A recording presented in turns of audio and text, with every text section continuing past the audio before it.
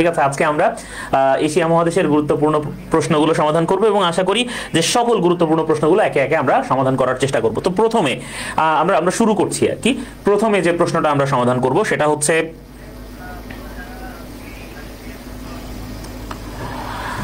প্রথমে যে প্রশ্নগুলো আমরা সমাধান করব, হ্যাঁ আমার গলার অবস্থা এখন ভালো আলহামদুলিল্লাহ। আচ্ছা ঠিক আছে। তো হ্যাঁ, যা বলছিলাম যে প্রথম যে প্রশ্নটা আমরা আজকে দেখব সেই প্রশ্নটা হচ্ছে মৃত সাগর। হ্যাঁ, মৃত সাগর কোন দুইটা দেশের মধ্যে অবস্থিত? তাহলে এই যে মৃত সাগর, এই মৃত সাগরের নাম মৃত সাগর বললে অনেকেই চিনবা কিনা সন্দেহ। আমি একটু এটার আবার একটু বাংলা বলে দিচ্ছি। হ্যাঁ, মৃত সাগরের বাংলা হচ্ছে ডেড সি আর কি। ঠিক আছে, মানে নর্মালি মৃত সাগর বললে যত মানুষ চেনে তার চেয়ে ডেড সি বললে বেশি মানুষ চেনে, এই জন্য মনে হয় ডেড সি বাংলা আর মৃত সাগর ইংরেজি এরকম লাগে। তো এই মৃত সাগরের ইংরেজি হচ্ছে ডেড সি বা মৃত সাগর। তো মৃত সাগর কেন বলা হয়, এটার পেছনে একটা মজার ঘটনা আছে জানো। মৃত সাগরে কোনো মানুষ ডোবে না, মৃত সাগরে কোনো মানুষ ডোবে না। এই যে মৃত সাগরে কোনো মানুষ ডোবে না, কেন ডোবে না? কারণ এখানকার পানি এত বেশি লবণাক্ত, এখানকার পানি এত বেশি লবণাক্ত যে এইখানে মানে পানিতে লবণের পরিমাণ অনেক বেশি হওয়ার কারণে এই পানিতে ডুবে মরা সম্ভব না। আমরা জানি যে প্রেমের মরা জলে ডোবে না, ঠিক আছে? কারণ কি? কারণ প্রেমের মরারা সব মৃত সাগরে ডুবতে যায়, বুঝতে পারছো? এই জন্য প্রেমের মরা জলে ডোবে না, মৃত সাগরের জলে কেউ ডোবে না। তো এই মৃত সাগর এইটা মূলত অবস্থিত হচ্ছে দেখো এই যে জর্ডান এবং ইসরায়েল এই দুটো দেশের সীমান্তে, এবং ইসরায়েল জর্ডানের কাছ থেকে আরব ইসরায়েল যুদ্ধের মাধ্যমে মৃত সাগর মোটামুটি দখল করে নিছে।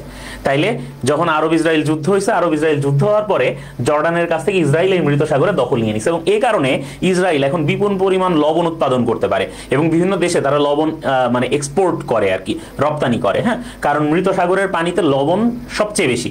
এবং তোমরা কি জানো যে এই জায়গাতে কেন মৃত সাগর? এটারও আরেকটা মজার ঘটনা, মজার না ঠিক একটা ঘটনা আছে যেটা তোমাদের জানা দরকার। তোমরা জানো যে বর্তমানে একটা কথা খুব বেশি প্রচলিত, এই যে LGBTQ, তোমরা জানো? হ্যাঁ, এই LGBTQ বলে একটা ব্যাপার এখন খুব চলে, বা এটা নিয়ে অনেক কথাবার্তা হচ্ছে, তোমরা অনেকে এটার প্রতি সহানুভূতিশীল, এরকম একটা ব্যাপার। এই মৃত সাগর বলতে যে জায়গাটা আল্লাহ দুনিয়াতে পয়দা করছেন, এটা পয়দাই করছিলেন মূলত এই LGBTQ এর লোকজনের জন্য আর কি। হ্যাঁ, যারা সমকামিতায় লিপ্ত হয়েছিল, হ্যাঁ, তাদেরকে আল্লাহ কি করছেন, পুরো জনপদটা তুইলা তাদের উপরে বসায় ধসায় দিচ্ছেন, দিয়ে তাদেরকে একদম ওই জায়গাতে দাবাই দিয়ে তার উপরে তিনি মৃত সাগর করে দিচ্ছেন আর কি। ঠিক আছে, ডেড সি করে দিচ্ছেন। এবং সেখানে লবণাক্ততার পরিমাণ এখন এত বেশি যে সেখানে কোনো অণুজীব পর্যন্ত বেঁচে থাকতে পারে না, কোনো মাছ, কোনো পাখি, কোনো কীটপতঙ্গ কিছু ওই জায়গায় বাঁচতে পারে না। ঠিক আছে, তাহলে যে বাহিনীরে শাস্তি দেওয়ার জন্য বা যে জনপদকে শাস্তি, যে কৃতকর্মের জন্য আল্লাহ এত বড় শাস্তি দিয়ে গজব নাজিল করে ওই জায়গা ধ্বংস করে দিলেন, মৃত সাগর হয়ে গেল, ডেড সি হয়ে গেল। ইভেন মানুষ মরতে চাইলেও এখানে যে মরতে পারে না এখন, এরকম একটা সিচুয়েশন। ঠিক আছে, সেই জায়গাতে যে পাপ হওয়ার কারণে এটা হলো, আমরা এখন সেই পাপটা ডেকে ডেকে নিজের ঘরে নিয়ে চলে আসতেছি, তাই না? কি মারাত্মক ব্যাপার, ভাবা উচিত। তারপর আমরা দেখি ব্রিটিশ ভারতের রাজধানী কলকাতা থেকে দিল্লিতে স্থানান্তরিত হয় কত সালে? আচ্ছা, আমরা জানি যে আমাদের এই ভারত একসময় কিন্তু কি ছিল? আমাদের এই ভারত একসময় ছিল ব্রিটিশ, আমাদের ভারত একসময় ছিল ব্রিটিশ ভারত। কি ছিল? ব্রিটিশ ভারত ছিল। ব্রিটিশ ভারত মানে কি? মানে ব্রিটিশরা যখন ভারত দখল করেছে আর কি। হ্যাঁ, মানে ব্রিটিশ ইস্ট ইন্ডিয়া কোম্পানি ভারতে এসেছে, ব্রিটিশ ইস্ট ইন্ডিয়া কোম্পানি ভারতে এসেছে এবং ভারতে এসে ভারতে তখন ওই যে শাসন করছে আর কি। হ্যাঁ, এবং ওই সময়টা ছিল হচ্ছে ইস্ট ইন্ডিয়া কোম্পানির অধীনে ভারত। আর তারপরে আমরা কি দেখলাম? তারপরে আমরা দেখলাম যখন 1857 সালে ওই বড় সিপাহী বিদ্রোহ বা মহাবিদ্রোহ যেটাকে বলা হয়, হ্যাঁ, দ্য গ্রেটেস্ট মিউটিনি, ঠিক আছে, সেটা যখন হইলো, মহাবিপ্লব বা মহা আন্দোলনটা যখন হইলো, হওয়ার পরে তোমার হচ্ছে ভারত চলে গেল ব্রিটিশ রানীর অধীনে, এবং তখন আমরা হইলাম রানীর প্রজা। তখন কিন্তু আর ইস্ট ইন্ডিয়া কোম্পানির শাসন থাকলো না, তাই না? এই যে ওই সময়টা হচ্ছে ব্রিটিশ ভারত, সেটার রাজধানী ছিল কলকাতায়। হ্যাঁ, কলকাতায় ছিল, এবং কলকাতা থেকে পরে রাজধানী স্থানান্তর করা হলো দিল্লিতে। তাহলে এই ব্যাপারটা হইল হচ্ছে মূলত বঙ্গভঙ্গ রদ হওয়ার পরে। আমরা জানি বঙ্গভঙ্গ হয়েছিল কবে?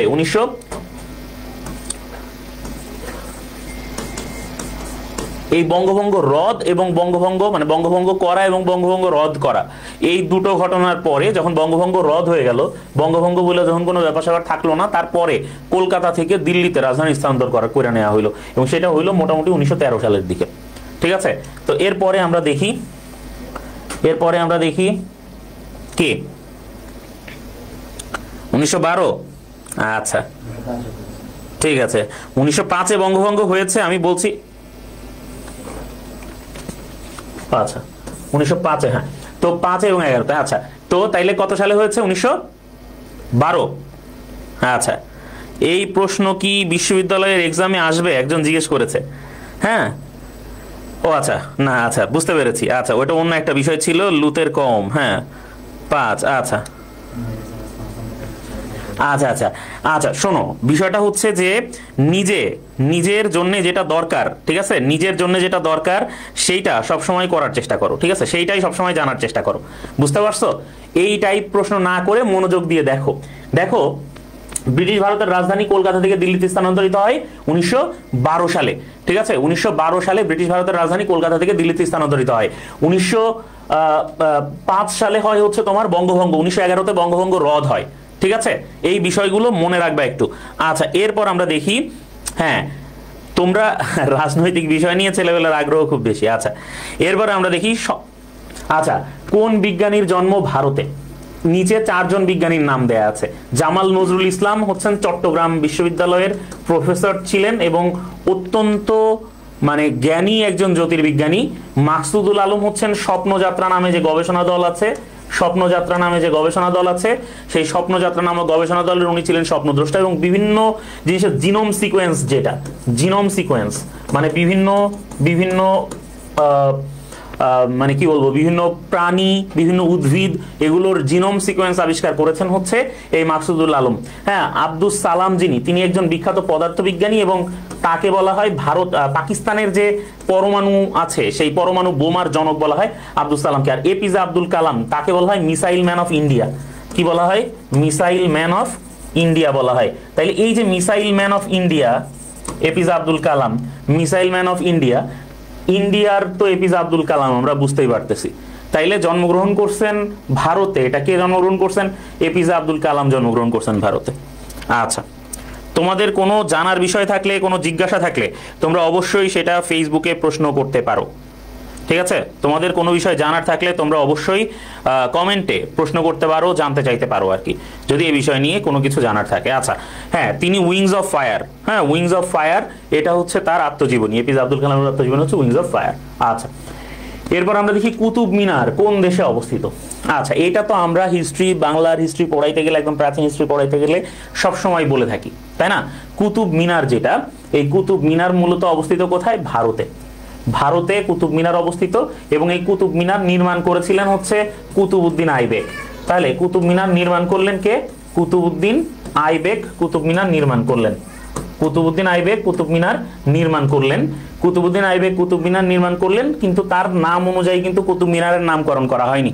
কুতুব মিনারের নামকরণ করা হয়েছিল কুতুবউদ্দিন আইবেকের যিনি পীর, কুতুবউদ্দিন আইবেকের যিনি পীর, সেই পীরের নাম ছিল কুতুবউদ্দিন বখতিয়ার কাকি।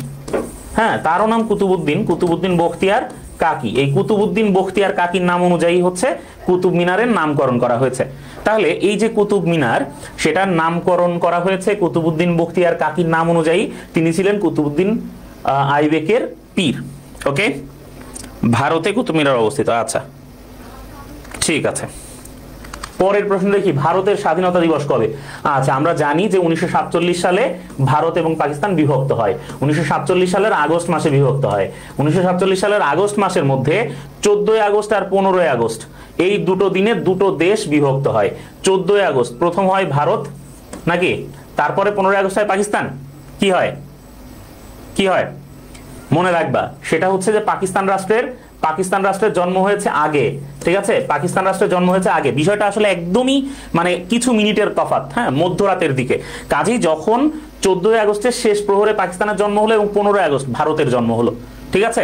15 আগস্ট প্রথম প্রহরে ভারতের জন্ম হয়। তাহলে ইন্ডিয়ার জন্ম হয়েছে কবে? 15 আগস্ট। আর মানে পাকিস্তানের জন্ম হয়েছে কবে? 14 আগস্ট, ঠিক আছে। কিছু সময়ের ব্যবধানে একটা দিনের তফাৎ হয়ে গেছে আসলে। ওকে, ঠিক আছে। এই তো সবাই তো পারছো। পিয়াস চৌধুরী, ইয়ামিন তো খুবই অ্যাক্টিভ। তাসনিয়া তাবাসসুম তোয়া, আচ্ছা ইসরাত জাহান সাদিয়া, সাইমা শিফা, আচ্ছা মনীষা আক্তার, নুসরাত জাহান নিশি, ঠিক আছে। এই তো good, very good. Habibullah Walid বলছে আমাদের শোক দিবস ভারতের স্বাধীনতা দিবস। আচ্ছা, এগুলো বাদ দাও, বুঝছো, বাদ দিয়ে দিনের পথে আসো। দেখো, ভারতের জাতীয় পাখি, পরের প্রশ্ন, ভারতের জাতীয় পাখি কোনটা? আমরা জানি যে ভারতের জাতীয় পাখি হচ্ছে ময়ূর, হ্যাঁ, এটা কোনো বছর একটা পরীক্ষা এসেছে, সম্ভবত বিসিএস এসেছিল এই প্রশ্নটা। ভারতীয় আইনসভার উচ্চ কক্ষের নাম কি? আমরা জানি ভারতীয় যে আইনসভা সেটা হচ্ছে দ্বিকক্ষ বিশিষ্ট। পৃথিবীর বিভিন্ন দেশে দ্বিকক্ষ বিশিষ্ট আইনসভা থাকে, বিভিন্ন দেশে দ্বিকক্ষ বিশিষ্ট আইনসভা থাকে। তাহলে এই যে ভারতের যে উচ্চকক্ষ এবং নিম্নকক্ষ, এই উচ্চকক্ষ এবং নিম্নকক্ষ শুধুমাত্র ভারত না, এরকম যুক্তরাজ্যে রয়েছে, জার্মানিতে রয়েছে, ইউএসএতে রয়েছে, বিভিন্ন জায়গায় উচ্চকক্ষ এবং নিম্নকক্ষ এরকম দুটো আলাদা আলাদা কক্ষ থাকে। হ্যাঁ, যেমন মার্কিন যুক্তরাষ্ট্রে হ্যাঁ সিনেট রয়েছে, ঠিক আছে। তারপরে হচ্ছে আমাদের ইয়েতে এই যে সিনেট এবং কংগ্রেস, আমাদের ব্রিটেনে রয়েছে হচ্ছে হাউস অফ লর্ডস এবং House of Commons. House of Lords হচ্ছে উচ্চকক্ষ, কমন্স হচ্ছে নিম্নকক্ষ। সেরকম ভারতেও উচ্চকক্ষ এবং নিম্নকক্ষ রয়েছে। তাহলে ভারতের উচ্চকক্ষ কোনটা? আমরা জানি, হ্যাঁ আমরা জানি ভারতের উচ্চকক্ষ হচ্ছে কোনটা? ঠিক আছে, ভারতের উচ্চকক্ষ হচ্ছে কোনটা? আচ্ছা,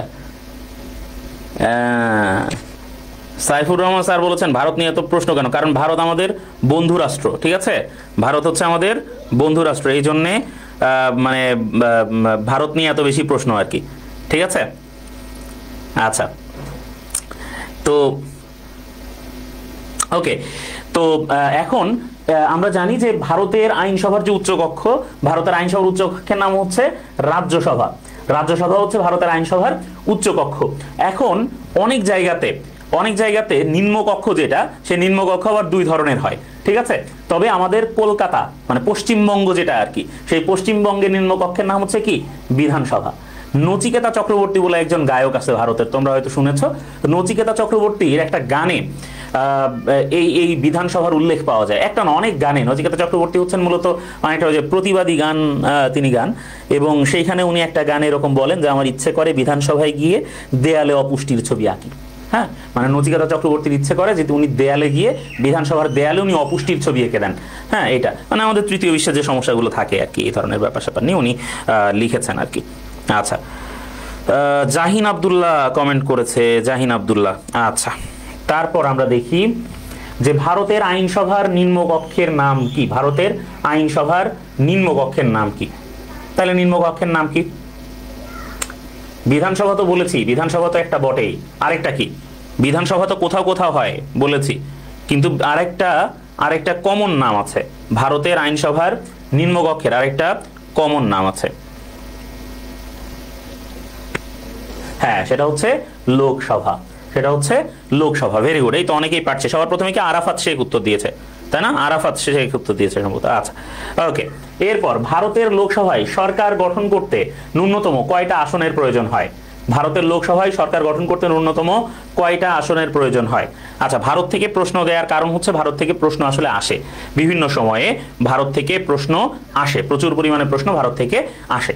আচ্ছা, তো তাহলে ভারতের লোকসভায় সরকার গঠন করতে, তার মানে এই যে মমতা ব্যানার্জি যে সরকার গঠন করেছেন, বা এই সরকার গঠন করতে, ভারতের অবশ্য অনেক রকম ব্যাপার স্যাপার আছে। ভারতের মানে সরকার গঠন করতে ওদের যে কোয়ালিশন করে, হ্যাঁ বিভিন্ন দলের সাথে, দলের এরা গাঠবন্ধন সরকার বলে আর কি, ঠিক আছে, কোয়ালিশন সরকারকে।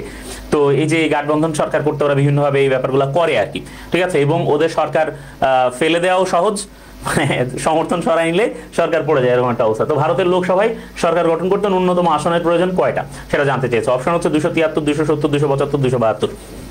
আচ্ছা,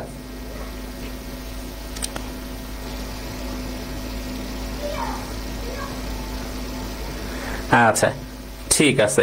যেহেতু আমরা জানি যে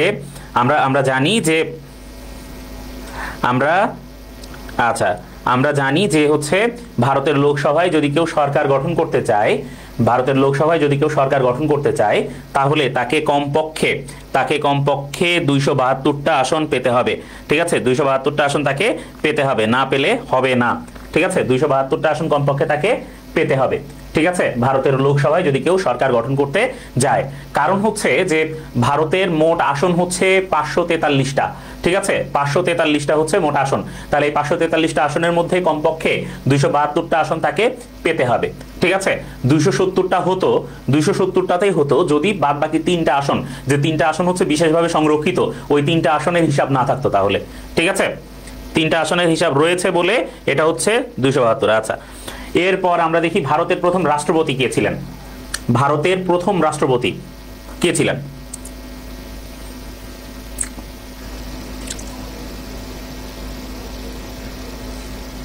আচ্ছা, ভারতের প্রথম রাষ্ট্রপতি ছিলেন রাজেন্দ্র প্রসাদ। রাজেন্দ্র প্রসাদ ভারতের প্রথম রাষ্ট্রপতি ছিলেন।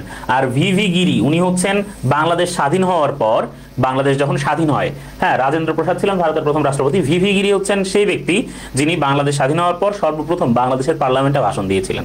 ঠিক আছে, মানে প্রথম বিদেশি রাষ্ট্রপ্রধান হিসেবে তিনি ভাষণ দিয়েছিলেন আর কি। ঠিক আছে, বাংলাদেশের সংসদে। আচ্ছা, পরের প্রশ্ন দেখি, নিচের কোন বিজ্ঞানী পরবর্তীতে ভারতের রাষ্ট্রপতি হন? এটা আমরা এর আগেই দেখে এসেছি, তাই না? মানে আলোচনায় এসে গেছিল আর কি এই ব্যাপারটা। এই যে নিচের কোন বিজ্ঞানী পরবর্তীতে ভারতের রাষ্ট্রপতি হন, আমরা জানি যে এই এপিজে আব্দুল কালাম যিনি, এপিজে আব্দুল কালাম যিনি, তাকে মিসাইল ম্যান বলা হয়, তাই না? মিসাইল ম্যান বলা হয়। এই missile man APJ Abdul Kalam তিনি হচ্ছেন পরবর্তীতে ভারতের রাষ্ট্রপতি হয়েছিলেন। ঠিক আছে, পরবর্তীতে ভারতের রাষ্ট্রপতি হয়েছিলেন। আচ্ছা,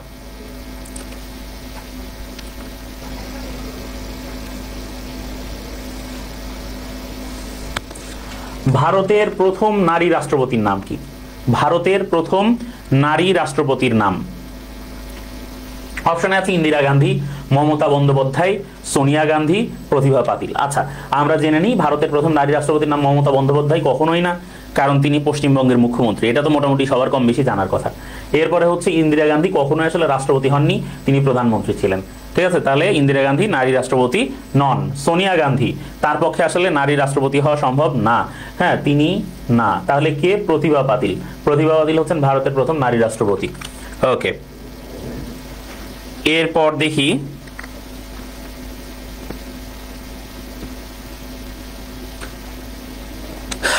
দেখি দেশ ভালো হয় যদি দেশের বিশ্ববিদ্যালয়গুলো ভালো হয়।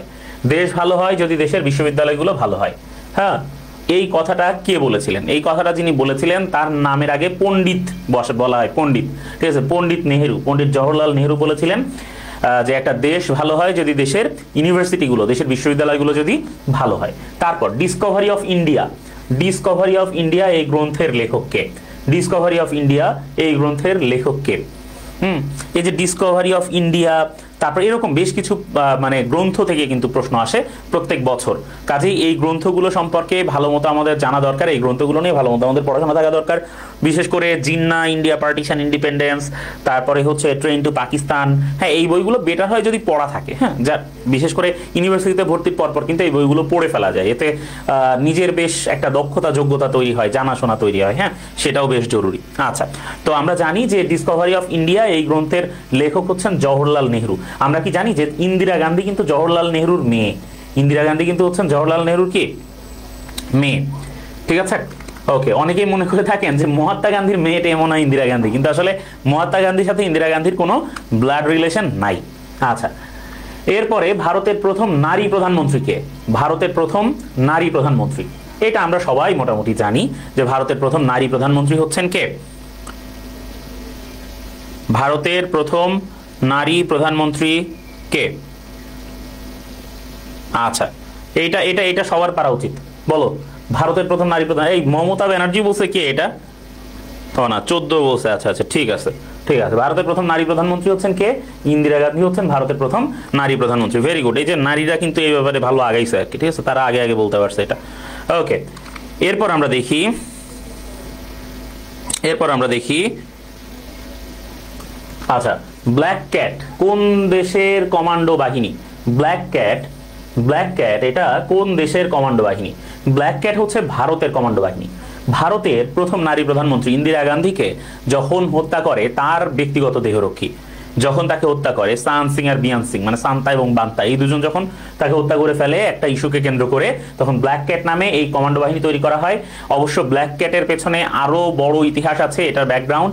হ্যাঁ, যখন ওই যে ইন্দিরা গান্ধী করেছিলেন কি, যখন ওই যে শিখ মানে সন্ত্রাসীরা, হ্যাঁ, বিচ্ছিন্নতাবাদীরা, তারা যখন লুকিয়েছিল গিয়ে স্বর্ণ মন্দিরে, হ্যাঁ, সেইখানে অভিযান চালানোর হুকুম দিয়েছিলেন হচ্ছে ইন্দিরা গান্ধী, এবং এই কারণে তার উপর শিখরা ক্ষিপ্ত হয়েছিল। তার কারণে কিন্তু ইন্দিরা গান্ধী হত্যাকাণ্ড ঘটেছিল। হ্যাঁ, আচ্ছা, এরপর আমরা দেখি ভারতের কনিষ্ঠতম রাজ্য তেলেঙ্গানা কোন রাজ্যের অংশ ছিল? ভারতের কনিষ্ঠতম রাজ্য যেটা তেলেঙ্গানা, সেই তেলেঙ্গানা আগে কোন রাজ্যের অংশ ছিল? আমরা জানি তেলেঙ্গানা হচ্ছে আসছে কোত্থেকে? অন্ধ্রপ্রদেশ ভেঙে তেলেঙ্গানা আসছে আলাদা করে। অন্ধ্রপ্রদেশ ভেঙে তেলেঙ্গানা এসছে। আচ্ছা, এরপরে ভারতের 29তম রাজ্য কোনটা? ভারতের 29তম রাজ্য হচ্ছে তেলেঙ্গানা। তবে এখন কিন্তু ভারতের রাজ্য সংখ্যা 29টা না, বলে রাখি। ভারতের বর্তমান রাজ্য সংখ্যা হচ্ছে 28টা। ভারতের বর্তমান রাজ্য সংখ্যা হচ্ছে 28টা, এবং এছাড়া ভারতের কেন্দ্রশাসিত অঞ্চল আছে 8টা। তাহলে 28টা হচ্ছে রাজ্য, কেন্দ্রশাসিত অঞ্চল হচ্ছে 8টা। এই কেন্দ্রশাসিত অঞ্চলকে ইংরেজিতে বলে হচ্ছে ইউনিয়ন টেরিটরি। কি বলে? ইউনিয়ন টেরিটরি বলে। হ্যাঁ, ইউনিয়ন টেরিটরি। ঠিক আছে, তাহলে 28টা হচ্ছে কি রাজ্য, 8টা হচ্ছে কি কেন্দ্রশাসিত অঞ্চল। ঠিক আছে, ইউনিয়ন টেরিটরি। তাহলে ভারতের 29তম রাজ্য তেলেঙ্গানা, তবে কাশ্মীর নামে যে রাজ্যটা ছিল সেই কাশ্মীরের বর্তমানে রাজ্য মর্যাদা বাতিল হয়ে গেছে। এই কারণে কাশ্মীরের এখন আর রাজ্য মর্যাদা নেই। না থাকার কারণে ভারতের 29তম রাজ্য তেলেঙ্গানা, কিন্তু ভারতের রাজ্য সংখ্যা 28টা। ঠিক আছে, আর এই তেলেঙ্গানাটা আসছে হচ্ছে কি থেকে? অন্ধ্রপ্রদেশ থেকে। আচ্ছা, এরপরে line of control, LOC, line of control কোন দুটি দেশের সীমান্তবর্তী রেখা? লাইন অফ কন্ট্রোল কোন দুটি দেশের সীমান্তবর্তী রেখা? আমরা জানি লাইন অফ কন্ট্রোল হচ্ছে কি, এখানে আমরা দেখছি চায়না আর ইন্ডিয়া আছে। চায়না আর ইন্ডিয়ার মধ্যে সীমান্তবর্তী রেখা হচ্ছে ম্যাকমোহন লাইন, তাই না? ম্যাকমোহন লাইন, হ্যাঁ, যেটাকে লাইন অফ অ্যাকচুয়াল কন্ট্রোল বলা হয়। তারপরে হচ্ছে আমরা দেখছি পাকিস্তান আফগানিস্তানের মধ্যে তো ডুরান্ড লাইন, তাই না? পাকিস্তান আর ইন্ডিয়ার মধ্যে হচ্ছে কি লাইন অফ কন্ট্রোল। তাহলে LOC হচ্ছে কি পাকিস্তান এবং ইন্ডিয়ার মধ্যে, বিশেষ করে যে কার্গিল সীমান্ত, তাই না? ওই কার্গিল সীমান্ত, ওই এলাকাটা কিন্তু LOC বা লাইন অফ কন্ট্রোল নামে পরিচিত। প্রায় আমরা দেখি লাইন অফ কন্ট্রোল নিয়ে ভারত আর পাকিস্তানের মধ্যে উত্তেজনা বিরাজ করে, তাই না? এরপর ভারতীয় কাশ্মীরের কোন অংশে বৌদ্ধরা সংখ্যাগরিষ্ঠ? আমরা জানি ভারতীয় কাশ্মীরের লাদাখ অংশে বৌদ্ধরা সংখ্যাগরিষ্ঠ। ওই লাদাখ হচ্ছে সেই জায়গায় যে 3 ইডিয়টস মুভিতে যে জায়গায় শুটিং হয়েছে আর কি, সেটা হচ্ছে লাদাখ। হ্যাঁ, যে হ্রদটা, যে একটা লেক থাকে না, যেখানে ফুংসুক ওয়াংলুর সাথে তাদের আবার সাক্ষাৎ হয়, হ্যাঁ, রিউনিয়ন হয়, ওই জায়গাটাই হচ্ছে মূলত লাদাখ। আচ্ছা, এরপর ভারত এবং চীনের সীমান্ত। আচ্ছা, একই ধরনের প্রশ্ন, ভারত এবং চীনের সীমান্ত রেখার নাম কি? ভারত এবং চীনের সীমান্ত রেখার নাম হচ্ছে কোনটা? আমরা জানি ভারত চীনের সীমান্ত রেখার নাম হচ্ছে ম্যাকমোহন লাইন, যেটা বলেছি আমরা। ভারত এবং চীনের সীমান্ত রেখার নাম হচ্ছে ম্যাকমোহন লাইন। ম্যাকমোহন লাইন কোন কোন দেশের সীমানা নির্ধারণ করে? মাত্রই ঠিক একইভাবে আরেক ধরনের, মানে এই ধরনেরই সেম প্রশ্ন আগেরটাই ছিল, কিন্তু এই প্রশ্নটাও এসেছে ঘুরিয়ে। এই কারণে আবারও প্রশ্নটা দেখানো হয়েছে, ম্যাকমোহন লাইন কোন কোন দেশের সীমানা নির্ধারণ করে? আমরা জানি ম্যাকমোহন লাইন সীমানা নির্ধারণ করা হচ্ছে ইন্ডিয়া এবং চায়নার। এই লাইন এবং সীমারেখাগুলো অত্যন্ত গুরুত্বপূর্ণ। এশিয়া মহাদেশে যে প্রণালী, সেগুলো অত্যন্ত গুরুত্বপূর্ণ। এগুলো একটু ভালো করে পড়তে হবে, এগুলো থেকে বারবার অনেক প্রশ্ন আসে। হ্যাঁ, প্রত্যেকটা প্রতিযোগিতামূলক পরীক্ষায় প্রশ্ন আসে। ওকে, ভারতের পশ্চিমবঙ্গের আইনসভার নাম আমরা বলেছিলাম। ভারতের পশ্চিমবঙ্গের আইনসভার নাম হচ্ছে বিধানসভা। তারপরে হচ্ছে 7 সিস্টার্স। কি 7 সিস্টার্স? হচ্ছে ভারতের 7টা অঙ্গরাজ্য। এই 7 সিস্টার্স নিয়ে কিন্তু অনেক আলাপ আলোচনা হয়েছে, তাই না? আমাদের দেশে যে একটা বিপ্লব হয়ে গেল, এই বিপ্লবের পরে আমরা দেখেছি 7 সিস্টার্স নিয়ে কথাবার্তা হয়েছে।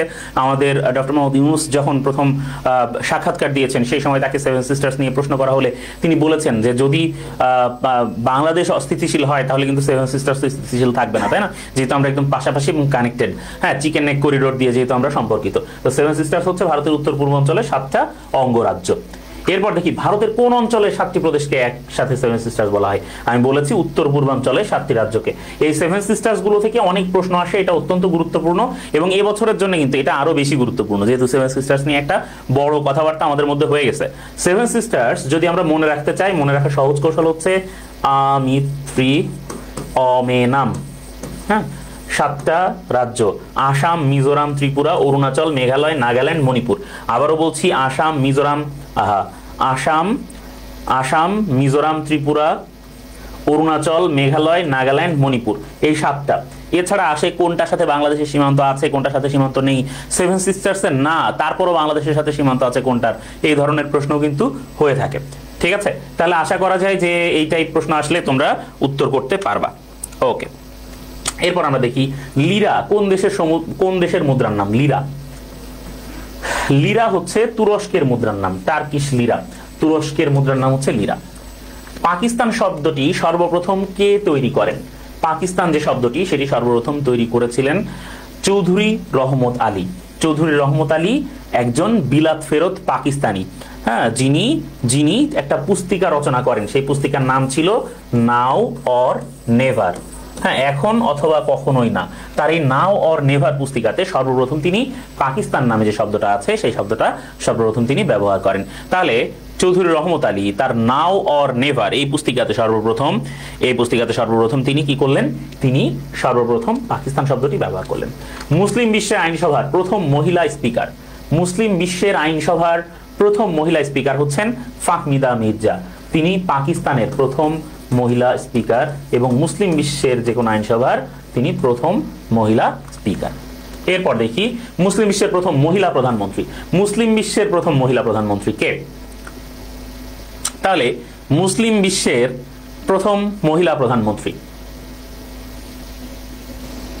হ্যাঁ বলো দেখি, মুসলিম বিশ্বের প্রথম মহিলা প্রধানমন্ত্রী কে? দেখি কিভাবে উত্তর আসে।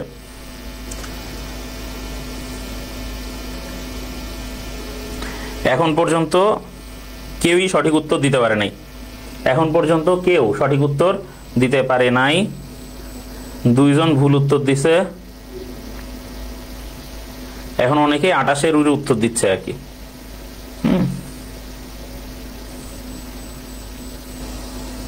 আচ্ছা, এইবার একজন সঠিক উত্তর দিচ্ছে, আরাফাত শেখ হাজার হাজার সঠিক উত্তর দেওয়ার চেষ্টা করছে, হ্যাঁ তাসফি আবার তাকে আপুও বলছে, মাহি উল্টা উত্তর দিছে, ঠিক উত্তর দেয় নাই। আচ্ছা ঠিক আছে, বলে দিচ্ছি, বেনজির ভুট্টো হচ্ছেন মুসলিম বিশ্বের প্রথম মহিলা প্রধানমন্ত্রী, বেনজির ভুট্টো হচ্ছেন মুসলিম বিশ্বের প্রথম মহিলা প্রধানমন্ত্রী। আচ্ছা এরপর দেখি ডটার অফ দ্য ইস্ট এই বইটি কে লিখেছেন? Benazir Bhutto daughter of the East লিখেছেন, এবং এই ডটার অফ দ্য ইস্ট বলে তিনি তার নিজেকেই বলেছেন, বা প্রাচ্যকন্যা আর কি, বেনজির ভুট্টোকে প্রাচ্যকন্যা বা ডটার অফ দ্য ইস্ট বলা হয়।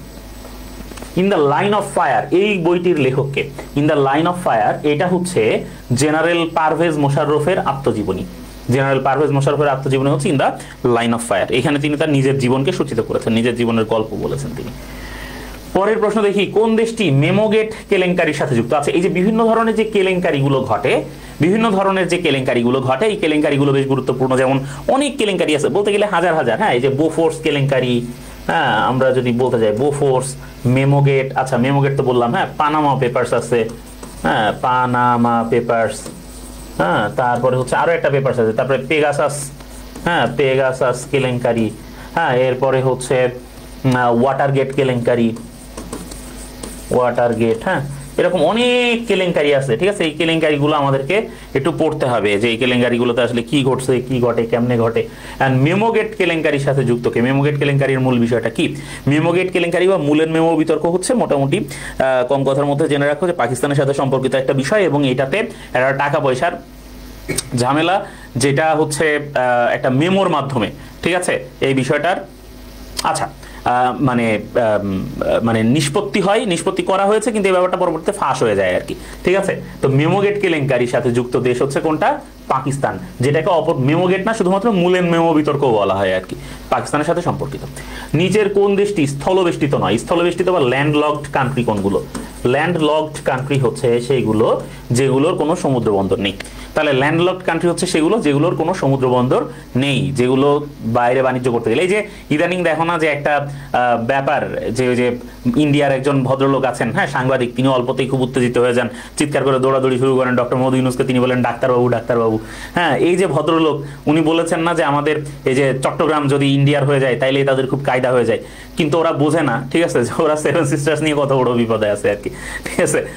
আমি দেখলাম এটা নিয়ে ছেলেবেলা ট্রলমল করতেছে, এক জায়গায় দেখলাম যে এই যে তোমার হচ্ছে মানে চিরাঙের মানুষজন, হ্যাঁ সেভেন সিস্টার্সের গরুগুলোর দিকে তাকায় আছে লোলুপ দৃষ্টিতে, যে কখন গরু আসা শুরু হবে আর তারা হচ্ছে তোমার মেজবানি করে খাওয়া শুরু করবে আর কি, মানে মেজবানি গোশত বানায় খাওয়া শুরু করবে, মশলা টসলা রেডি করতেছে আর কি, এরকম, হ্যাঁ মানে খুবই ফানি কিছু ব্যাপার স্যাপার দেখতেছি। যাই হোক, তো স্থলবেষ্টিত নয় কোন দেশ সেটা জানতে চেয়েছে। তাহলে আমরা জানি যে এখানে কোন দেশের এখানে সমুদ্র বন্দর রয়েছে? লাওসের কোনো সমুদ্র বন্দর নেই, তাহলে এটা স্থলবেষ্টিত দেশ। আফগানিস্তানের কোনো সমুদ্র বন্দর নেই, স্থলবেষ্টিত। মঙ্গোলিয়ার সমুদ্র বন্দর নেই, স্থলবেষ্টিত, কিন্তু ইরানের সমুদ্র বন্দর রয়েছে। ইভেন ইরানের বন্দর আব্বাস, আবাদান, এগুলা বিখ্যাত সব বন্দর নগরী, এবং সেইখানে অনেক রকম বাণিজ্য সেখানে হয় আর কি, হ্যাঁ ইরানের বন্দর আব্বাস তো একটা বিখ্যাত বন্দর। ওকে, তাহলে বলা হচ্ছে কি, তাহলে বলা হচ্ছে কোন দেশটি স্থলবেষ্টিত নয় হচ্ছে ইরান। অনেকেই এটা স্থলবেষ্টিত মনে করে ভুল করেছে আর কি। হ্যাঁ ডাক্তারবাবু কি পারবে এরকম করতে, এই ধরনের কথাবার্তা বলে সে, খুবই ফানি ভদ্রলোক। হ্যাঁ ওকে, মিয়ানমারে 2017 সালে গঠিত the advisory commission on Rakhine state এর প্রধান কে ছিলেন? এই যে মিয়ানমারে 2017 সালে যে একটা কমিশন গঠন করা হয়, হ্যাঁ, এই যে এই কমিশনের সংক্ষিপ্ত নাম ছিল আনান কমিশন। কি নাম ছিল? আনান কমিশন নাম ছিল। কেন এটার নাম আনান কমিশন ছিল? এবার তোমরা বাদ বাকিটা বুঝে নাও এবং এটার উত্তর দাও, আমি আর এটার উত্তর দেবো না। হ্যাঁ, বলে নিলাম যে এর অপর নাম ছিল আনান কমিশন। কেন এটার নাম আনান কমিশন ছিল? কেন আনান কমিশন ছিল? কারণ হচ্ছে যে এটার প্রধান ছিলেন কফি আনান। হ্যাঁ, কফি আনান ছিলেন এটার প্রধান, এই কারণে এটাকে আনান কমিশন বলা হচ্ছিল। এরপর আমরা দেখি 2018 সালে মালয়েশিয়ায় সাধারণ নির্বাচনে মাহাথির বিন মোহাম্মদ বা মাহাথির মোহাম্মদ, তাকে বলা হয় কি মালয়েশিয়ার, বলা যায় যে আধুনিক মালয়েশিয়ার জনক। ঠিক আছে, যিনি মালয়েশিয়াকে একটা তৃতীয় বিশ্বের দেশ থেকে একেবারে উন্নত একটা দেশে পরিণত করেছেন। তো সেই মালয়েশিয়ার জনক, আধুনিক মালয়েশিয়ার জনক মাহাথির মোহাম্মদ, তিনি কাকে পরাজিত করেছিলেন? আমরা জানি যে তিনি নাজিব তুন রাজাক, এক সময় তার শিষ্য আর কি, এই নাজিব রাজাক, তাকে তিনি পরাজিত করেছিলেন। তারই আরেক শিষ্য আনোয়ার ইব্রাহিমের সাথে জোট করে তিনি পরাজিত করেছিলেন। তিনি টাইমলি ক্ষমতা ছাড়েন নাই। অনেক রকম কাহিনী পরবর্তীতে এই বিষয়টা নিয়ে ঘটেছে। এরপর দেখি রোহিঙ্গা জনগোষ্ঠী মিয়ানমারের কোন রাজ্যে বাস করে? রোহিঙ্গা জনগোষ্ঠী মিয়ানমারের রাখাইন নামে যে স্টেটটা আছে, সেই রাখাইন স্টেটে রোহিঙ্গা জনগোষ্ঠীরা বাস করে এবং রোহিঙ্গাদেরকে কোনোভাবেই মায়ানমারের লোকজন, তারা মানে মায়ানমারের যে বৌদ্ধ যারা, তারা কোনোভাবেই সহ্য করতে চায় না এবং তারা চায় যে রোহিঙ্গাদেরকে মায়ানমার থেকে বিতাড়িত করতে, বের করে দিতে আর কি। আচ্ছা, এরপর দেখি কোন দেশ চীনের সাথে দ্বিপাক্ষিক বাণিজ্যের জন্য ইউয়ান মূলত চীনের মুদ্রা, ইউয়ান এবং এই যে রেনমেনবি, আরএমবি যেটাকে বলে আর কি, এই রেনমেনবি এগুলো হচ্ছে চীনের মুদ্রা। হ্যাঁ, এই মুদ্রা বর্তমানে চীনের সাথে বাণিজ্য করার জন্য চীনেরই মুদ্রা ব্যবহার করে হচ্ছে কে? পাকিস্তান। আমরা জানি পাকিস্তানের যে গাদার বন্দর আছে, হ্যাঁ, যে গাদার বন্দর আছে, এই গাদার বন্দর পাকিস্তান কি করেছে? চীনকে ইজারা দিতে বাধ্য হয়েছে। শ্রীলঙ্কা যেমন কলম্বোকে, হাম্বানটোটাকে ইজারা দিতে বাধ্য হয়েছে, তেমনি ভাবে পাকিস্তানও তার গাদার বন্দরকে ইজারা দিতে বাধ্য হয়েছে, হ্যাঁ, চীনের সাথে। এবং চীনের এই কূটনীতিকে বলা হয় ঋণের ফাঁদ কূটনীতি, হ্যাঁ, বা ডেট ট্র্যাপ পলিসি। এই ডেট ট্র্যাপ পলিসি বা ঋণের ফাঁদ কূটনীতি কি, এগুলো কিন্তু ক্লাসে পড়ানো হয়েছে তোমাদেরকে। আচ্ছা, এরপর আমরা দেখি বর্তমান বিশ্বে নিউ সিল্ক রুটের প্রবক্তা দেশ কোনটা?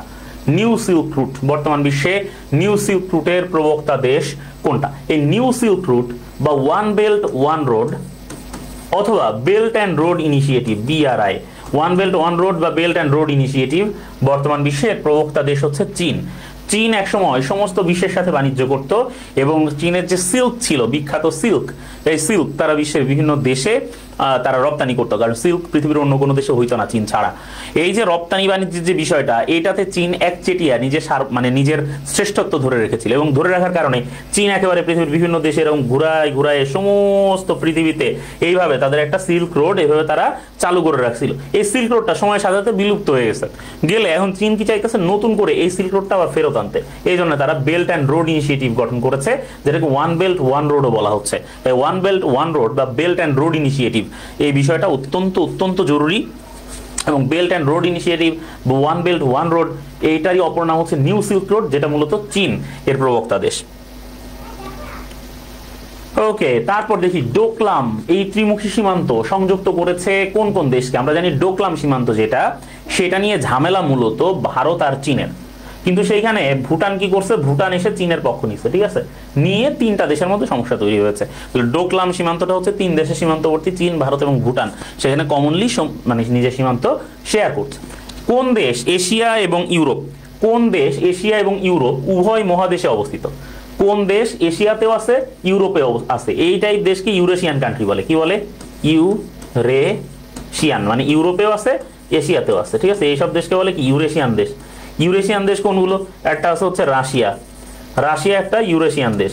এছাড়া আছে তুরস্ক, হ্যাঁ, যেটা ইউরেশিয়ান দেশ। এছাড়া আমরা জানি যে মিশর আছে, যে দেশটা কিন্তু আফ্রিকাতেও আছে, এশিয়াতেও আছে। তাহলে ইউরেশিয়ান দেশ মূলত দুইটা, রাশিয়া, তুরস্ক।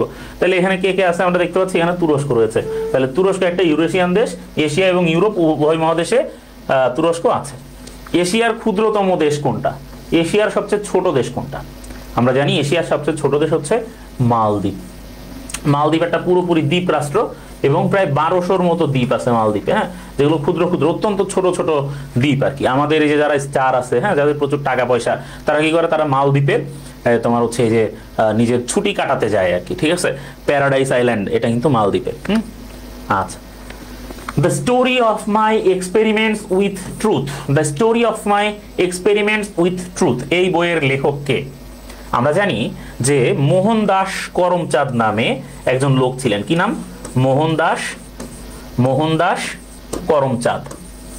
মোহনদাস করমচাঁদ নামে যে লোকটা ছিলেন, মোহনদাস করমচাঁদ নামে যে লোকটা ছিলেন, এই মোহনদাস করমচাঁদ যে ভদ্রলোক, এই ভদ্রলোক কাজ করতেন, মানে তার জন্ম হচ্ছে গুজরাটে। কোথায় জন্ম? হচ্ছে গুজরাটে। হ্যাঁ, কাজের সন্ধানে তিনি গেলেন দক্ষিণ আফ্রিকাতে, এবং দক্ষিণ আফ্রিকাতে গিয়ে তিনি বর্ণবাদের শিকার হইলেন। দক্ষিণ আফ্রিকাতে তখন কৃষ্ণাঙ্গদের সাথে যেরকম বর্ণবাদ চলতো, ইন্ডিয়ানদের সাথেও এরকম বর্ণবাদ চলতো।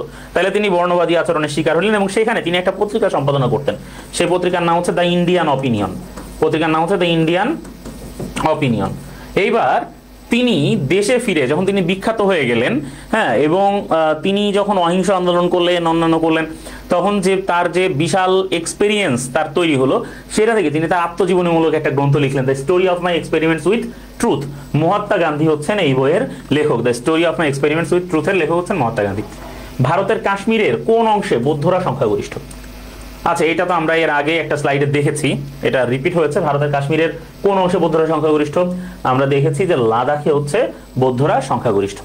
এরপর ঐতিহাসিক বাবরি মসজিদ, বাবরি মসজিদ কোথায় অবস্থিত? বাবরি মসজিদ নিয়ে সম্রাট বাবর এই বাবরি মসজিদ নির্মাণ করেছিলেন। সম্রাট বাবর এই বাবরি মসজিদ নির্মাণ করেছিলেন, এবং সম্রাট বাবরের নির্মাণ করা এই বাবরি মসজিদ নিয়ে বিশাল ইতিহাস আছে, বিশাল কথা আছে, কাহিনী আছে, কিচ্ছা আছে। কিন্তু সব কিচ্ছার পরের কিচ্ছা হচ্ছে এই যে বাবরি মসজিদ, যারা হিন্দুত্ববাদীরা আছে, ভারতের যারা হিন্দুত্ববাদীরা আছে, যারা উগ্র হিন্দুত্ববাদী, তারা এই বাবরি মসজিদ ভেঙে ফেলেছিল। এবং ভাঙার সময় তারা বলেছিল যে এখানে একটা রাম মন্দির ছিল। কি ছিল? এখানে রাম মন্দির ছিল।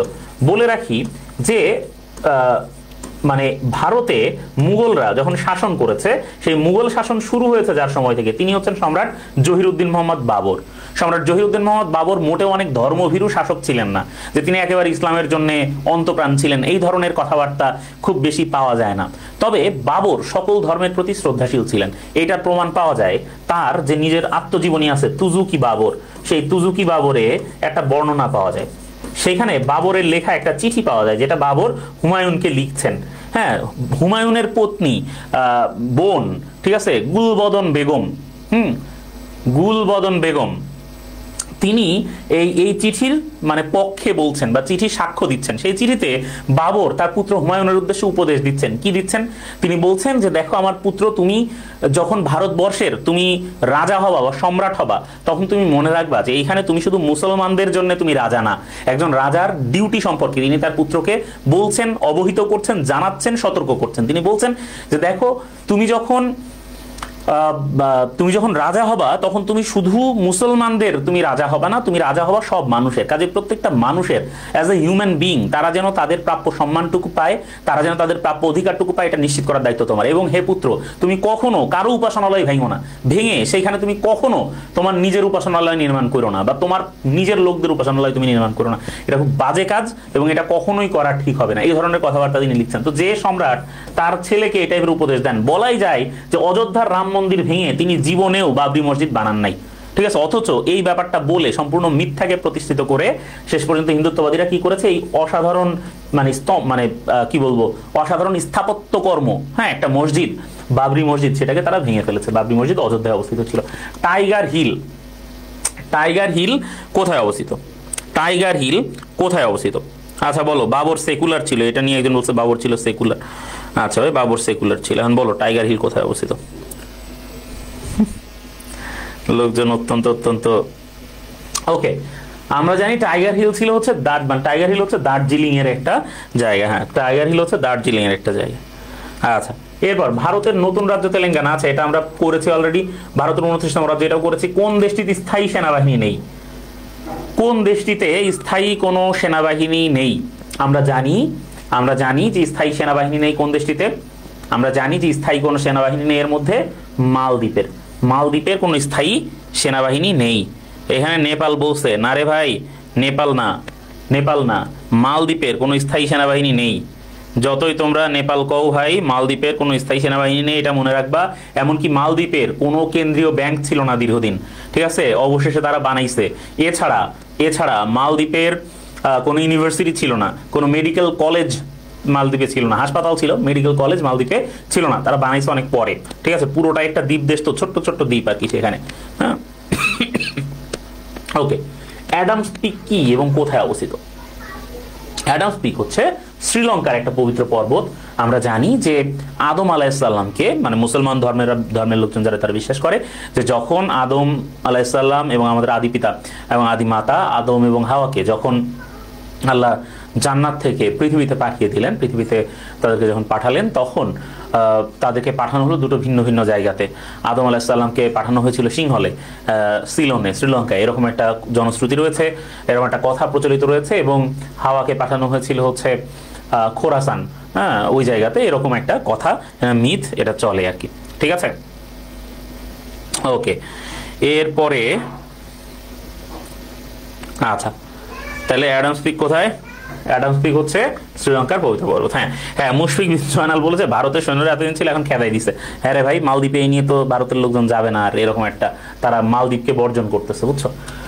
মধ্য এশিয়ার যে দেশটির সঙ্গে আফগানিস্তানের সীমান্ত নেই, দেখো আমাদের যে দেশ আফগানিস্তান, দেখো আফগানিস্তান একটা বিস্ময়ের নাম, তাই না বলো? আফগানিস্তান একটা বিস্ময়ের নাম। কিভাবে তালেবানরা মানে, আচ্ছা, তাহলে কিভাবে তালেবানরা মানে তোমার হচ্ছে ইয়ে করছে,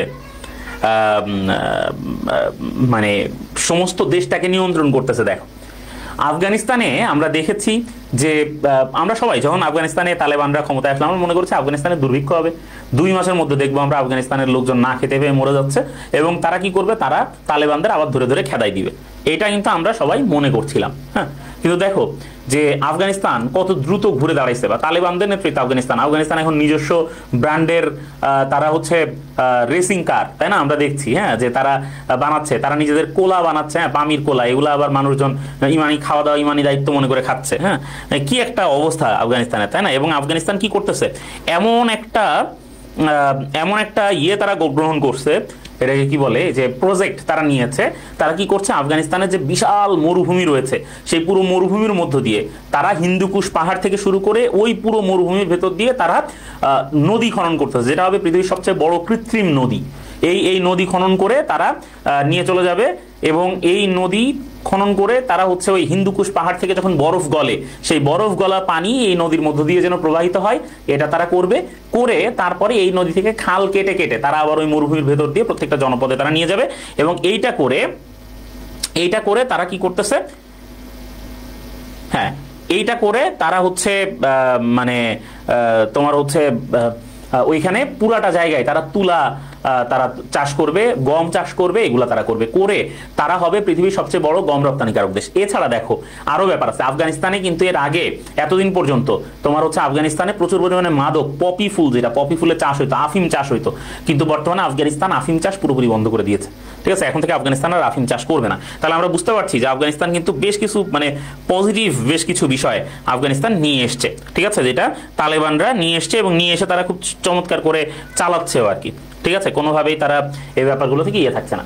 তো তাহলে এই যে আফগানিস্তানের এই যে আমাদের আফগানিস্তান, এছাড়া দেখো আফগানিস্তানের আরো কিছু বিষয় আছে। হ্যাঁ, আফগানিস্তানের আরো কিছু বিষয় আছে। কি বিষয়? সেটা হচ্ছে যে আমাদের এই যে আফগানিস্তানের তালেবান, এই তালেবান শুনলে গায়ের মধ্যে কেন একটা শিরশির করে না? তালিবান শব্দ বা তালিব শব্দের অর্থ কিন্তু ছাত্র। সেই হিসাবে আফগানিস্তানের যে বিপ্লব হয়েছে আর কি, তালেবানদের করা বিপ্লব, এবং তার সাথে এই বাংলাদেশেও কিন্তু তালেবানরাই বিপ্লব করছে, ছাত্ররাই কিন্তু বিপ্লব করছে, বুঝছো কিনা, তালিবরাই কিন্তু বিপ্লব করছে। আসলে প্রত্যেকটা দেশে তালিবরাই করে, ছেলে পেলে রক্ত গরম তো দেখো, রাস্তায় নেমে জীবন দেয়া, অবলীলায় জীবন দেয়া, এটা আসলে বেশি বয়সী মানুষের পক্ষে সম্ভব না। যাদের অনেক পিছুটান আছে, যাদের বাচ্চা কাচ্চা পরিবার সংসার পরিজন আছে, তারা পারে না। ঠিক আছে, রক্ত দেওয়ার কাজটা তরুণদেরকেই করতে হয় যুগে যুগে। যাই হোক, তো মধ্য এশিয়ার যে দেশটার সাথে আফগানিস্তানের সীমান্ত নেই সেটা হচ্ছে কাজাখস্তান। হ্যাঁ, কাজাখস্তানের সাথে আফগানিস্তানের সীমান্ত নেই, অন্য দেশগুলোর সাথে আফগানিস্তানের সীমান্ত রয়েছে। আচ্ছা, এরপর আমরা দেখি বালি কোথায় অবস্থিত। বালি সমুদ্র সৈকতে অবস্থিত, তাই না, এটা তো আমরা সবাই জানি। কিন্তু সেই বালি হচ্ছে একটা শহর। ঠিক আছে, একটা শহর, একটা অবকাশ যাপন কেন্দ্র। কথা হচ্ছে ভাই দেখো, আমরা গরিব মানুষ, আমাদের অবকাশ যাপন কেন্দ্র হচ্ছে আমতলা সর্বোচ্চ, তাই না।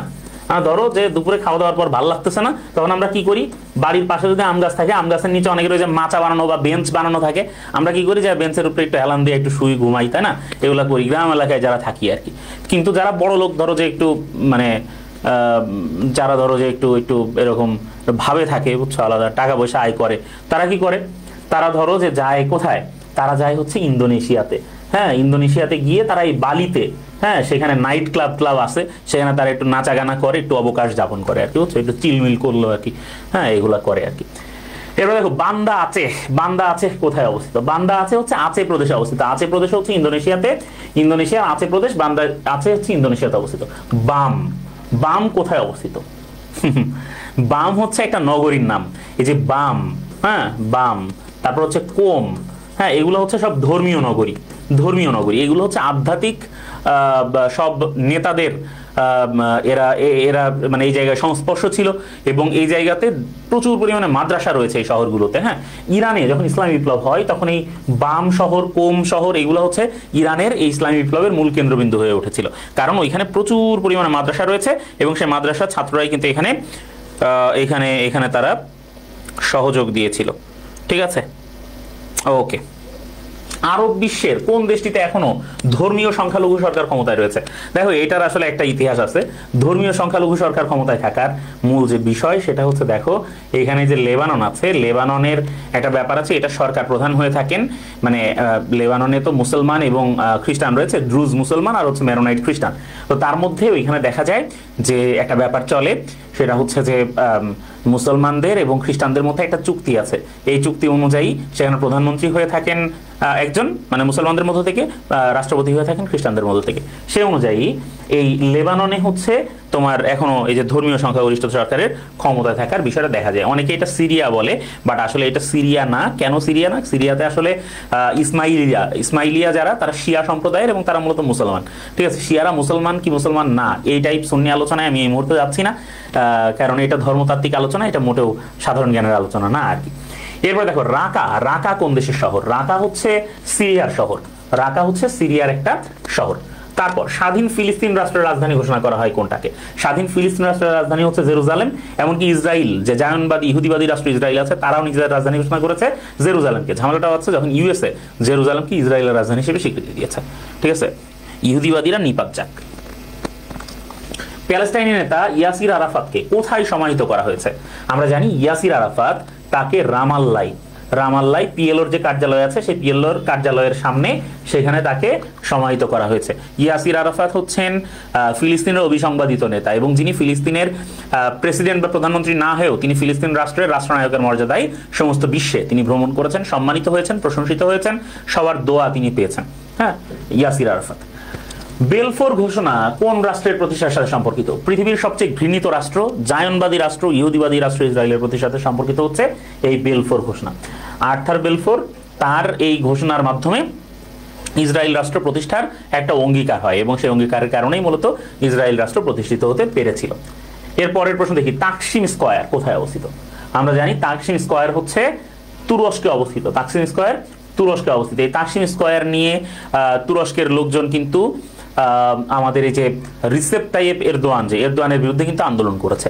হ্যাঁ, এই তাকসিম স্কয়ার নিয়ে, কারণ তাকসিম স্কয়ারে সরকার চায় যে ওই জায়গাতে যে বড় পার্ক আছে, সেই পার্কের একটা অংশে তারা মানে বড় ভবন নির্মাণ করতে চায়, যেটা ওইখানকার অধিবাসীরা হইতে দিতে চায় না। এরকম একটা আন্দোলন এরদোয়ানকে প্রায় নাড়াই দিছিল 18-র পর। ঠিক আছে, এই তাকসিম স্কয়ারকে কেন্দ্র করে আন্দোলন। আজকের শেষ প্রশ্ন, গ্রেট লিপ ফরওয়ার্ড ইতিহাসের এই অতি সমালোচিত কর্মসূচিটির প্রবক্তা কে? Great leap forward, great leap forward তার মানে বড় লম্বা একটা লাফ কোন দিকে? সামনের দিকে। এই গ্রেট লিপ ফরওয়ার্ড ইতিহাসের এই অতি সমালোচিত কর্মসূচিটির প্রবক্তা কে? এখানে অপশনে আছে দেং জিয়াওপিং বা দেং শিয়াওপিং। তারপর হচ্ছে এই তোমাদেরকে একটা জিনিস বইলা দিই আজকে, দেখো এই যে তোমরা ফোন চালাও না, ফোন, এই ফোনে যে লেখা থাকে এইটা, হ্যাঁ, তোমরা এটার উচ্চারণ কি করো? আমি প্রথমে এটার উচ্চারণ করতাম জিয়াওমি, যখন প্রথম আসছে বাজারে। হ্যাঁ হ্যাঁ, তারপর জানলাম এটা হচ্ছে কি, এটা হচ্ছে শাওমি। এটা হচ্ছে কি শাওমি। তাইলে দেখো এই যে দেং শিয়াওপিং, যে হ্যাঁ এটা হচ্ছে দেং শিয়াওপিং আর কি, এটা দেন জিয়াওপিং লেখে আবার অনেক জায়গায়। মাও সেতুং, এই মাও সেতুংকে অনেক জায়গায় লিখে মাও জে দং। মাও জে দং আর মাও সেতুং এই দুটো কিন্তু একই, মানে একই ব্যক্তি আর কি, তোমরা আবার আলাদা আলাদা মনে করো না, ঠিক আছে? দেখা গেল তোমরা মনে করলা যে এটা অন্য অন্য লোক আর কি, বাট ব্যাপারটা কিন্তু মোটেও সেরকম না। আচ্ছা, হু জিনতাও চৌ এনলাই। চৌ এনলাই তো হচ্ছেন বিখ্যাত নেতা আর কি, একজন চৌ এনলাই তো একজন বিখ্যাত নেতা, যিনি জাতীয়তাবাদী নেতা চীনের। হ্যাঁ, তাহলে চীনের যে বিখ্যাত জাতীয়তাবাদী নেতা, চীনের যে বিখ্যাত জাতীয়তাবাদী নেতা, হ্যাঁ, এই চৌ এনলাই, হু জিনতাও তো অনেক পরে এসে চীনের প্রধানমন্ত্রী হয়েছেন। হু জিনতাও অনেক পরে এসে চীনের প্রধানমন্ত্রী হয়েছেন। এরপরে হচ্ছে যে মাও সেতুং, যে মাও সেতুং বা মাও জেদং, তিনি তো হচ্ছেন চীনের যে 1949-এ যে বড় বিপ্লবটা হয় আমরা জানি, চীনের এই যে গ্রেট মানে রেভলিউশন, যেটা চীনের সমাজতান্ত্রিক বিপ্লব 1949-এ হওয়া, সেই বিপ্লবের তিনি জনক। দেং জিয়াওপিং তিনিও একজন বিখ্যাত নেতা। তবে এই গ্রেট লিপ ফরওয়ার্ড এই কর্মসূচিটির প্রবক্তা হচ্ছেন কে? এই কর্মসূচিটির প্রবক্তা হচ্ছেন মূলত মাও সেতুং বা মাও জেদং, ঠিক আছে? মাও সেতুং বা মাও জেদং হচ্ছেন এই কর্মসূচির প্রবক্তা। তিনি একাধারে গ্রেট লিপ ফরওয়ার্ড এই কর্মসূচি গ্রহণ করেন এবং এই কর্মসূচিতে তিনি অনেকগুলো কাজ করেছিলেন। খাদ্য স্বয়ংসম্পূর্ণতা অর্জন করার জন্য তিনি চেষ্টা করেছিলেন।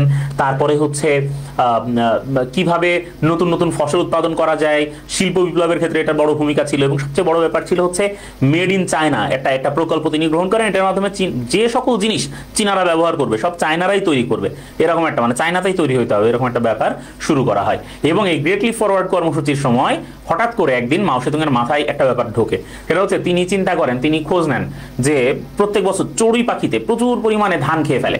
লক্ষ্য করো, প্রচুর পরিমাণে ধান খেয়ে ফেলে। এই ধান খেয়ে ফেলার কারণে, চড়ুই পাখির এই ধান খেয়ে ফেলার কারণে কি পরিমাণ ফসলের অপচয় হয় এটা তিনি হিসাব করলেন। করে তার চক্ষু চড়ক গাছ, দেখলেন যে প্রচুর মানে মানুষ এই ধান খেয়ে বা এই চাল খেয়ে বেঁচে থাকতে পারবে। তাইলে তখন মাও সেতুং বললেন একটা কাজ করতে হবে, সব চড়ুই পাখি মেরে ফেলতে হবে। কিভাবে মারবে? তিনি চীনের সব লোকজনের হুকুম দিলেন যে একটা নির্দিষ্ট দিন দুপুর 12টা বাজে সবাই আসবে, তাদের বাসার ছাদে উঠবে বা খোলা রাস্তায় দাঁড়াবে, দাঁড়ায় তাদের যে টিনের যে বাসন কোসন তাদের আছে বা যে প্লেট আছে এবং একটা ডান্ডা নিয়ে তারা দাঁড়াবে, প্রকট শব্দে সেটা তারা বাজাবে। এবং মানে যেহেতু মাও সেতুং এটা বলছেন, সবাই তো এটা করতেই হবে, তখন সবাই আসছে। আইসা সবাই দুপুর 12টা বাজে এরকম দাঁড়ায় বিকট শব্দে, হ্যাঁ, সবাই বাজাইছে। বাজাইলে চড়ুই পাখি জানতো, বোঝো, মানে খুবই দুর্বল জীবন আর কি, ঠিক আছে? চড়ুই পাখি খুব ভয় পাইছে, পেয়ে মানে ছুটাছুটি করতে যেয়ে তারপরে হচ্ছে অনেকে হার্ট অ্যাটাক করে, মানে চড়ুই পাখি আর কি, হার্ট অ্যাটাক করে তারা মারা গেছে। এবং শেষে দেখা গেছে যে মানে ম্যাক্সিমাম চড়ুই পাখি চীনে মারা গেছে ওই বছর। হ্যাঁ, যখন হাইনান কুনমিং এর ওই এলাকায়, যে এলাকাটা চীনের মানে শস্য উৎপাদনের জন্য সবচেয়ে বিখ্যাত, ওই এলাকায় যখন চড়ুই পাখি মেরে ফেলা হলো, তখন মাও সেতুং তো খুশিতে আছেন যে এবার প্রচুর পরিমাণে ধান পাওয়া যাবে। পরের বার দেখা গেল যে চড়ুই পাখি না থাকাতে ধানের উৎপাদনের পরিমাণ আরো অনেক বেশি কম হয়েছে। কেন?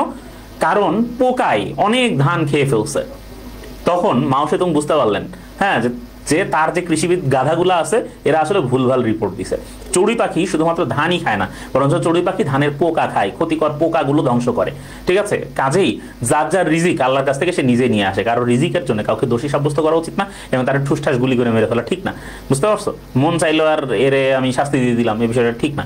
মাও সেতুং অনুতপ্ত হইলেন এবং তারপর তিনি পাখি রক্ষা কার্যক্রম চালাইলেন আবার, মানে এরকম হুটহাট বহুত কার্যক্রমের জন্য মাও সেতুং বিখ্যাত। যাই হোক, তো এই ছিল আজকের মতো মোটামুটি আমাদের আমাদের আমাদের আমাদের আজকের মতো আমাদের সলভ ক্লাস। এবং এইরকম এর পরবর্তীতে আমরা ইউরোপ এবং আফ্রিকা মহাদেশ আলোচনা করব, ওশেনিয়া মহাদেশ আলোচনা করব, অন্যগুলো আলোচনা করব। তার সাথে প্রত্যেক সপ্তাহে নতুন নতুন ক্লাস নিয়ে, নতুন নতুন সলভ ক্লাস নিয়ে তোমাদের সাথে দেখা হয়ে যাবে। এভাবে আমরা 60টা 70টা 80টা 100টা 200 300 500 প্রশ্ন সমাধান করবো এক ক্লাসে ইনশাল্লাহ। তার আগ পর্যন্ত বিদায়, সবাই ভালো থাকো, সুস্থ থাকো। ইনশাল্লাহ পরবর্তী ক্লাসে আবার দেখা হবে। আল্লাহ হাফেজ।